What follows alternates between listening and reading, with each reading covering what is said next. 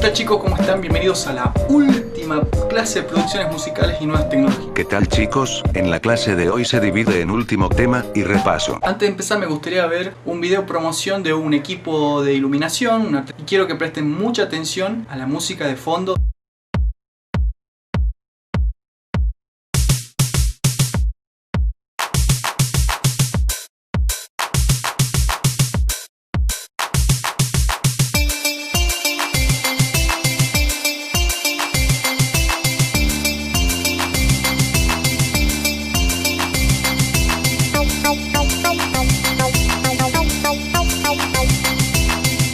La música que suena de fondo está compuesta por una alumna de hoy, actualmente de sexto año, que fue mi alumna el año pasado, y lo que ella hizo es componer una obra musical en su computadora con el FL Studio, y yo lo que hice es cambiarle la música original. Entonces, el jingle musical, cortina que se usa para programas de radio, programas de televisión, video spot, que se usa mucho en YouTube hoy actualmente. El creador de los sintetizadores fue Robert Moog, que creó este dispositivo que es capaz de manipular el sonido a través de impulsos eléctricos, es capaz de modificar la onda, es capaz de agregar más ondas. Esto nos da la facilidad y la versatilidad de crear muchísima gama de sonidos, timbres diferentes. El sintetizador puede agregarnos más ondas para crear diferentes tipos de sonidos. Estas ondas suenan de la siguiente manera.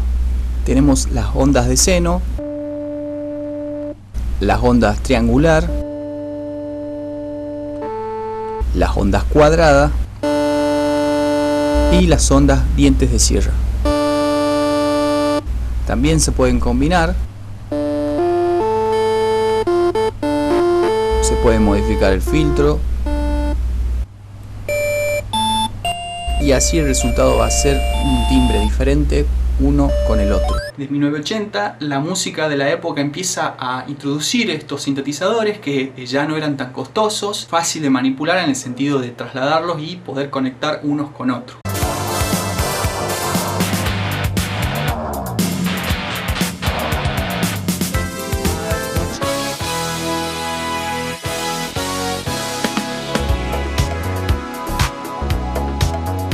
Ya para la actualidad nos encontramos con sintetizadores virtuales, plugin o sintetizadores en computadora, inclusive podemos tenerlo ahora en celulares. El manejo es el mismo, solamente que lo tenemos de manera virtual. La grabación digital es un tema que venía esquivando mucho porque es muy difícil de entenderlo, pero traté de resumirlo lo más que pude. Los dispositivos digitales como PC, tablet, celulares manejan números binarios, entonces es necesario transformar la energía acústica en impulsos eléctricos para luego ser transformado ya en números binarios, en ceros y unos. Como pueden ver en el gráfico, tenemos un micrófono, va a un conversor, transforma esa onda en ceros y uno, lo pasa a un disco rígido y luego para su reproducción es a la inversa.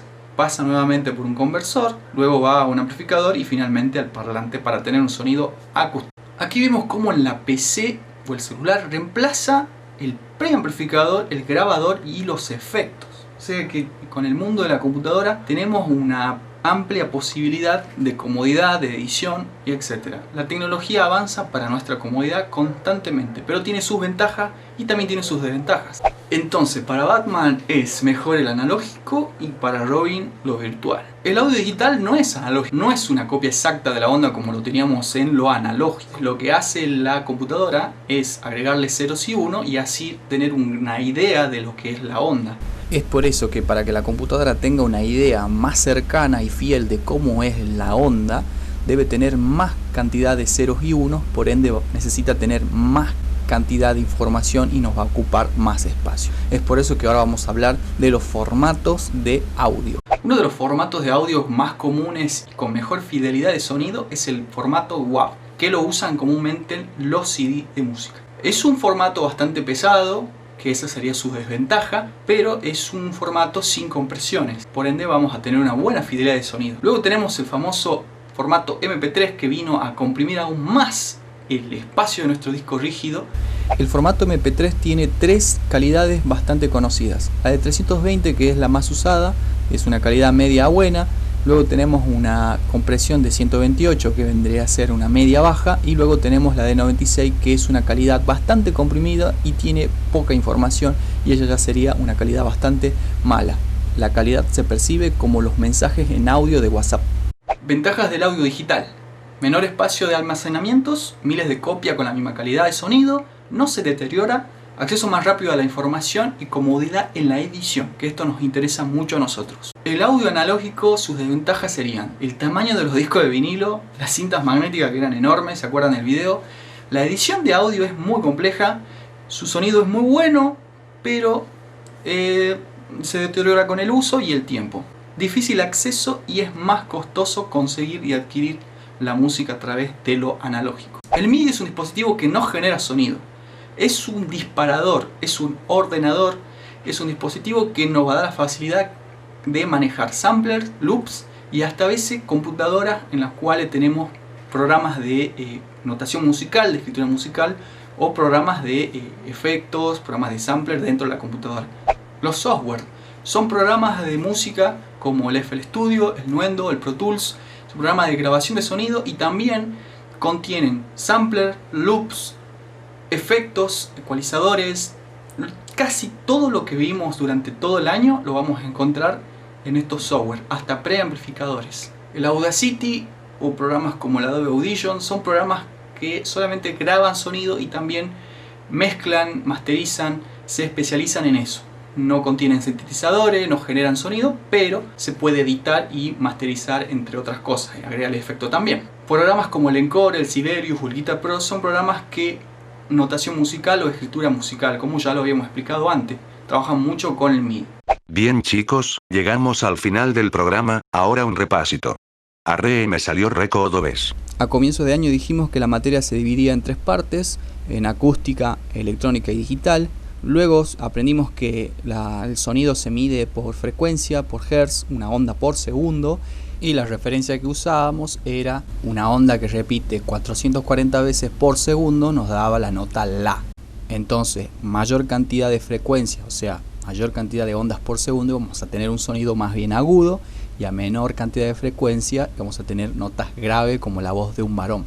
Cuando un vecino escuchaba música fuerte sucedían 3 cosas. Parte de ese sonido era absorbido por la pared, otra parte de ese sonido era transmitido por esa pared y la tercera era reflejada, que era la parte que a nosotros nos interesaba. Es de ahí donde salían la reverberación y el delay o eco. La reverberación sabemos que sucede en lugares bastante amplios, en el cual se produce como una amplitud del sonido. Distinto era cuando pasaba con el delay o el eco, porque ahí el cerebro distinguía de la fuente con las reflexiones como una repetición del sonido, ya que sucedían en lugares mucho más grandes en las cuales las reflexiones podían demorar más en llegar a nuestros oídos. ¿Qué es un micrófono? Un micrófono es un transductor acústico y eléctrico que transformaba la energía acústica de nuestra voz, nuestro instrumento, en impulsos eléctricos, para luego ser manipulado en amplificadores y otros equipos. Había 2 tipos de micrófono, el más usado era el dinámico y el de condensador. Ambos tenían polaridades distintas. Comúnmente el dinámico tenía una polaridad direccional y el condensador tenía una polaridad omnidireccional, en la cual servía más para estudios de grabación. Es un micrófono mucho más delicado, captaba sonidos detallados, no tanto así como el micrófono dinámico, que era un micrófono más robusto, ideales para recitales en vivos. Es muy importante saber la polaridad del micrófono, ya que nos sirve para saber cómo usarlo, cómo manipularlo y sobre todo evitar los acoples, como ya lo hemos visto en los videos. Después del micrófono teníamos los amplificadores, principalmente el preamplificador que luego pasaba al amplificador. En dispositivo teníamos por un lado amplificadores combo que combinaba justamente un preamplificador, un parlante y una potencia, y era comúnmente usado para traslado y lugares pequeños. Y por otro lado teníamos un amplificador de potencia que no tenía parlante y tampoco tenía preamplificador, ideales para lugares muy grandes como estadios, patios. Amplificador y parlante se medían en watts. Lo ideal era que coincidan en número de potencia para así evitar problemas con rotura de equipo. Grabación analógica y digital. La grabación comenzó siendo mecánica a través de discos de vinilo por medio de una púa. Luego empezó a introducir lo que es los impulsos eléctricos para su amplificación, y luego llegó la magnética. La grabación magnética, como la misma palabra dice, era transformar esa energía eléctrica en impulsos magnéticos para así impregnar en la cinta de audio.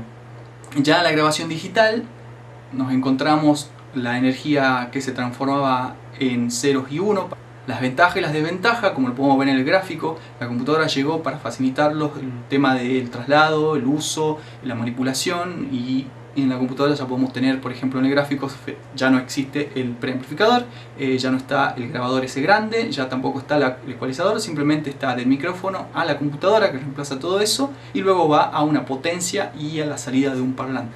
El sonido digital también tiene sus desventajas, como ser los samplers se usaba comúnmente para disparar sonidos ya grabados dentro del dispositivo. Los loops eran dispositivos que grababan capas y capas de sonidos que se repetían. Comúnmente los loops lo eran conocidos como base de ritmo. Luego tiene el mixer, que lo que hacía era un dispositivo que se usa más en vivo para combinar distintos dispositivos. Comúnmente lo usan los DJ. Un sintetizador lo que hace, a diferencia de los otros dispositivos, es un aparato que puede crear y manipular de mejor manera a los sonidos y agregarle mucho más efecto. Tenemos una facilidad de gamas infinitas de sonido. Un MIDI, un dispositivo que podía controlar estos dispositivos como el sintetizador, el sampler, el loops, porque era un disparador. Los efectos de sonido estaría bueno que los recuerden como qué sensación les provoca cada uno. Por ejemplo, el ecualizador tiende a bajar cierto timbre, cierto color a nuestra voz o a cualquier sonido. La reverberación, su lugar grande, el delay es mucho más grande. La distorsión es una voz distorsionada. El chorus, sabíamos que era un coro, parecía que se duplicaban las voces. El trémolo era una voz que vibraba todo el tiempo. El flanger, acuérdense la imagen que yo me imaginaba, la turbina de un avión. Bien chicos, hasta aquí llegamos. Fue una clase bastante rápida, sencilla, que logré hacer porque ya estamos sobre la hora. No quería hacerlo perder mucho tiempo. Lamentablemente no podíamos llegar con la parte práctica de la materia, que la que a mí me interesó fue la parte que yo ya había quitado del programa. Si bien el año pasado habíamos visto mucho la parte práctica, pero no llegamos a ver tanto la teoría como vimos este año con ustedes. Lamento que haya sido así, espero que hayan aprendido, que hayan disfrutado, que no les haya sido tedioso.